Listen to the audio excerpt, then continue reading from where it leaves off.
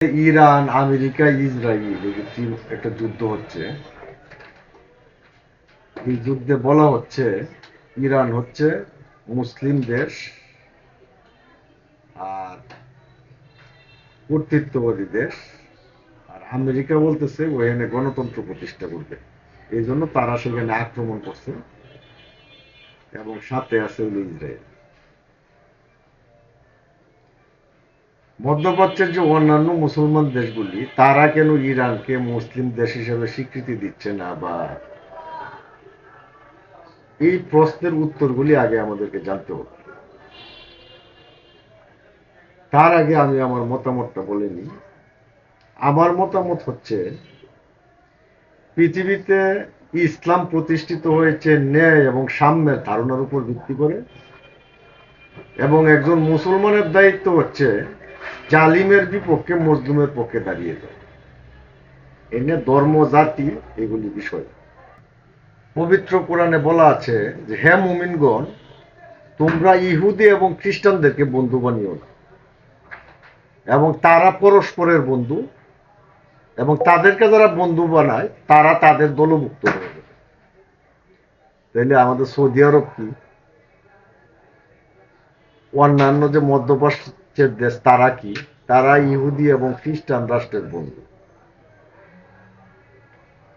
যে এরা তাদের দলভুক্ত হয়ে গেছে। সুতরাং এই জন্যই এরা ইরানের পাশে দাঁড়াইতেছে। ইরানকে বুঝতে হলে আমাদের কিছু প্রতিশব্দ আমাদের জানতে হবে, ইসলামিক টার্ম বিষয়ে জানতে হবে। যেমন এর মধ্যে একটা হচ্ছে বায়াত। বায়াত শব্দের অর্থ হচ্ছে আনুগত্যের শপথ করা। অর্থাৎ এই যে আনুগত্যের শপথ করা, এটা হইল ইসলামের যে আমির বা নেতা তার উপর শপথ, আনুগত্যের শপথ করাটাই বায়াত। এখন এই যে বায়াত বিষয়টার আমাদের হযরত মুহাম্মদ সাল্লাল্লাহু আলাইহি ওয়াসাল্লামের আমলেও প্রচলিত ছিল। তিনি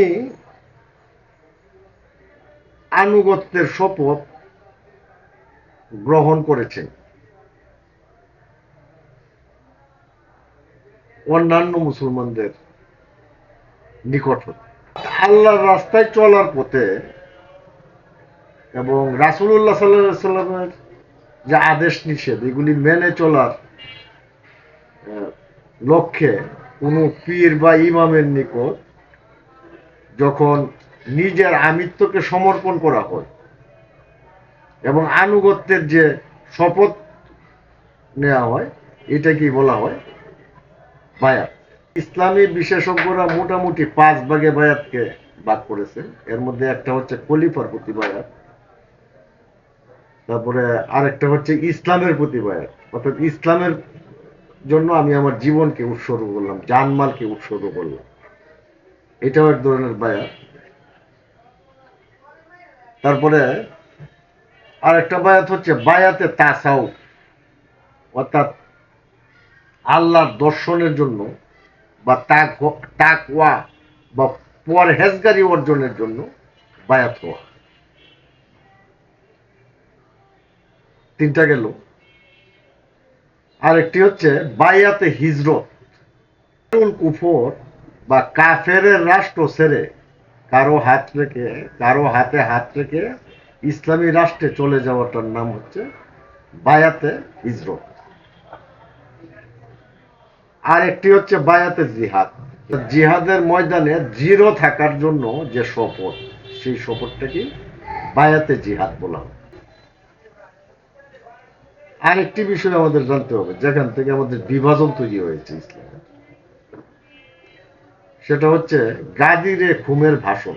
হযরত মুহাম্মদ সাল্লাল্লাহু আলাইহি ওয়াসাল্লাম বিদায় হজের ভাষণ থেকে ফেরার পথে জিলহজ মাসের 18 তারিখ 10 হিজরিতে তিনি গাদিরে খুম নামক একটি জায়গায় একটি ভাষণ দেন। রাগিবের নিকটবর্তী এই জায়গাটার নাম হচ্ছে গাদিরে খুম, এবং সেখানে স্বল্প একটি ভাষণ দেন, বা সেখানে তিনি হযরত আলী রাদিয়াল্লাহু তাআলা আনহুকে নিজের উত্তরাধিকারী নিযুক্ত করেন এবং অন্যান্য যে সাহাবীরা যারা উপস্থিত ছিলেন তারা সেটা মেনেন এবং শিয়া এবং সুন্নি উভয় হাদিসই এই বিষয়টা স্বীকৃত। এই যে এই যে আলী রাদিয়াল্লাহু তাআলা আনহুকে ঘোষণা দেন হযরত মুহাম্মদ সাল্লাল্লাহু আলাইহি ওয়াসাল্লাম মানে অভিভাবক হিসাবে, পরবর্তী অভিভাবক হিসাবে ইসলামের, তিনি ঘোষণাটা এভাবে দিয়েছিলেন যে আমি যার মাওলা আলীও তার মাওলা।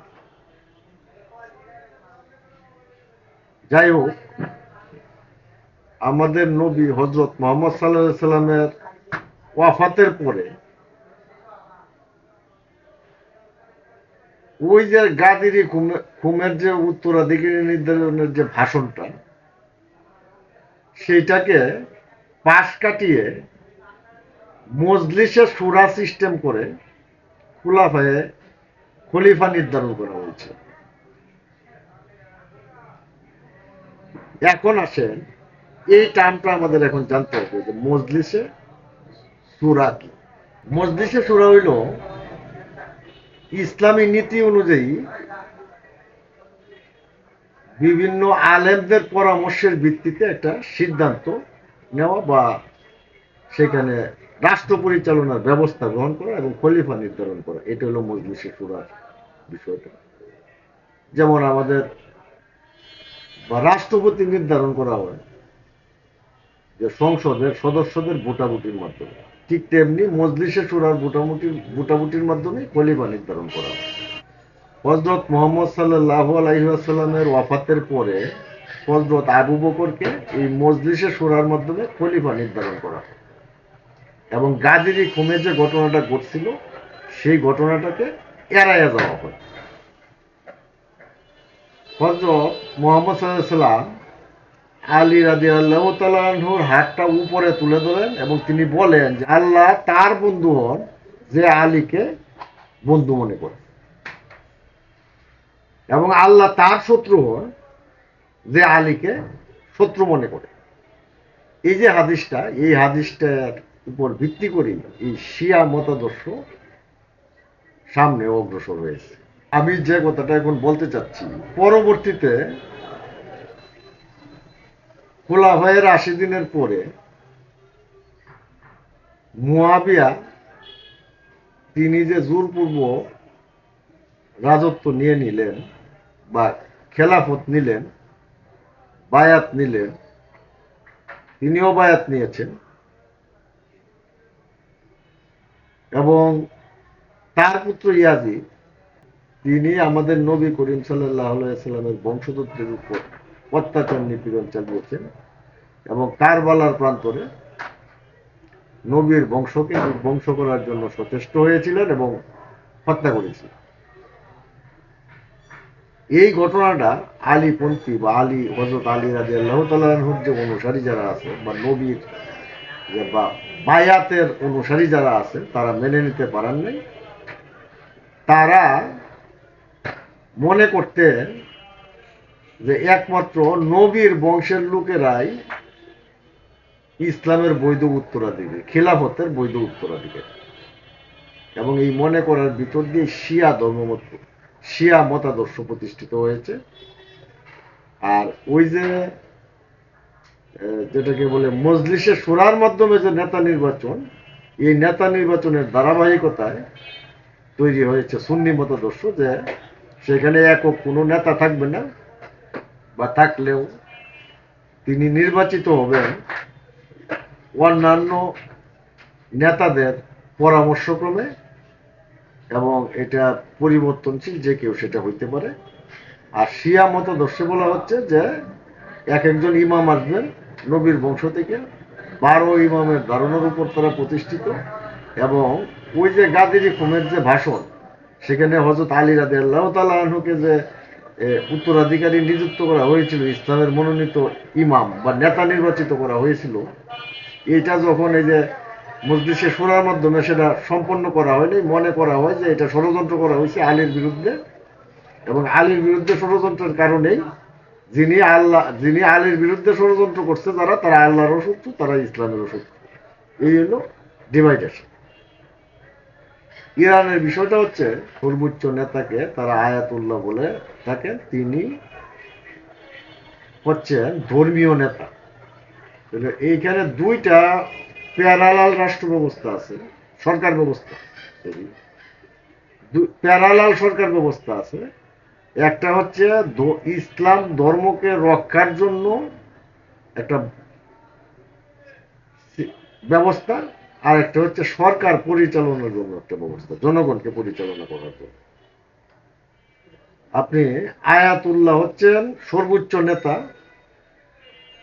তিনি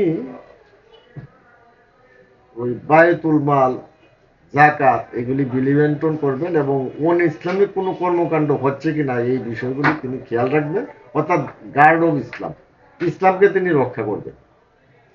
এবং ওইখানকার যে প্রেসিডেন্ট আছে অন্যান্য মন্ত্রী পরিষদ আছে, তারা ওই নীতিতে তারা সরকার পরিচালনা করবে।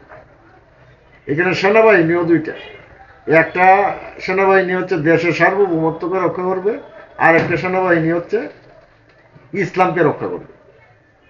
ইসলামকে রক্ষা করবে যে সেনাবাহিনী, এটা সরাসরি হইলো খলিফা বা ওই আয়াতুল্লাহর নিয়ন্ত্রণে, এটাকে আয়ার জিসি বলা হয়। ওই আইআরজিসি তারা আবার ধর্মীয় বিষয়টা হলো তারা প্রত্যেকেই মানে ইসলাম জ্ঞানে বিশেষভাবে পারদর্শী, এবং তারা এই যে ইসলামী রেভলিউশনারি স্টেট যেটা, এইটা যাতে না ভাঙে এই জন্য তারা সচেষ্ট থাকে। পাশাপাশি তারা বহিঃশত্রুর বিরুদ্ধেও তারা লড়াই করে এবং এই আয়াতুল্লাহকে তারা নিরাপত্তা দেয় এবং ইসলামী রাষ্ট্র ব্যবস্থাকে তারা নিরাপত্তা দেয়। এটা হচ্ছে ইরানের সরকারি স্ট্রাকচার। এখানে সাম্রাজ্যবাদ প্রবেশ করে খুব একটা সুবিধা করতে পারেন না। যাই হোক, পৃথিবীতে দুইটা ব্যবস্থা এস্টাবলিশ হয়েছে তাত্ত্বিকভাবে। একটা হচ্ছে কমিউনিস্ট ব্যবস্থা তাত্ত্বিকভাবে এস্টাবলিশ হয়েছিল রাশিয়াতে, আর একটা ইসলামী ব্যবস্থা তাত্ত্বিকভাবে প্রতিষ্ঠিত হয়েছে 1979 সালে ইরানে। এই দুইটা ব্যবস্থার কোনো ব্যবস্থাকেই মার্কিন সাম্রাজ্যবাদ সহজভাবে নিতে পারেনি।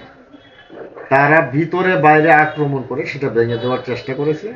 অলরেডি কমিউনিস্ট শাসন ব্যবস্থা ওই রাশিয়াতে ছিল যেটা, সেটাকে ভেঙে দিয়েছে।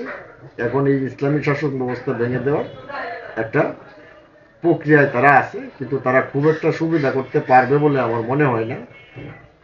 আমি বলতে চাই যে সমস্ত মুসলিম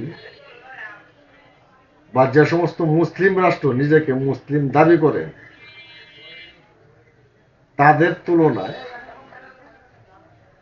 ইরান অনেক বেশি আল্লাহর কাছে গেছে।